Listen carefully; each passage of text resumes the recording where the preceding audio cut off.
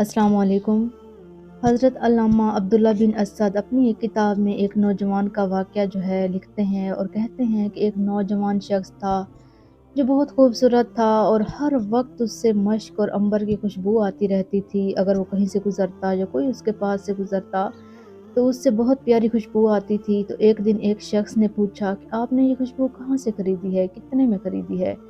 تو اس نوجوان نے کہا کہ میں نے نہ تو کبھی کوئی خوشبو خریدی ہے اور نہ ہی کبھی لگائی ہے۔ تو اس شخص نے کہا اگر آپ نے خوشبو کبھی نہیں لگائی تو آپ سے خوشبو کیسے آتی ہے؟ تو اس نوجوان شخص نے کہا کہ یہ ایک راز ہے جو میں آپ کو بتانا نہیں چاہتا۔ تو اس شخص نے کہا کہ آپ مجھے یہ راز بتا دیجئے، ہو سکتا ہے کہ میرا بھی کوئی فائدہ ہو جائے۔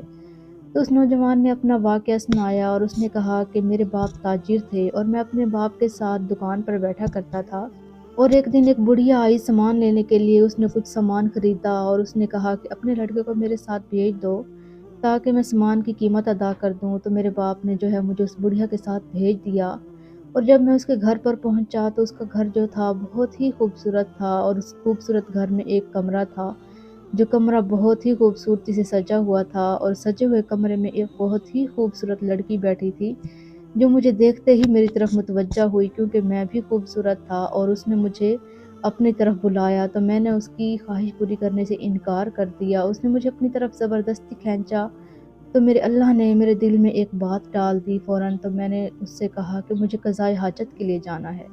تو اس نے کہا کہ اپنی بانیوں سے، غلاموں سے کہ فوراً سے بیت الخلاء کو خالی کیا جائے، صاف کیا جائے اس کے لیے۔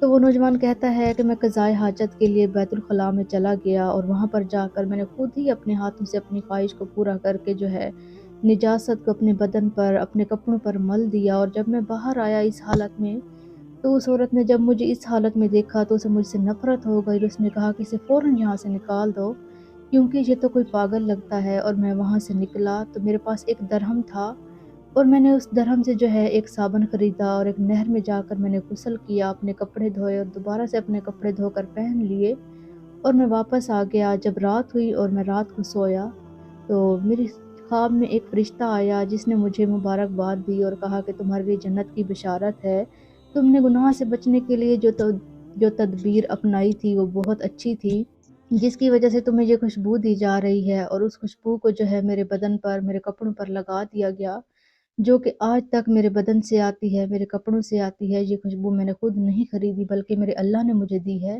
سبحان اللہ، جزاک اللہ خیرا۔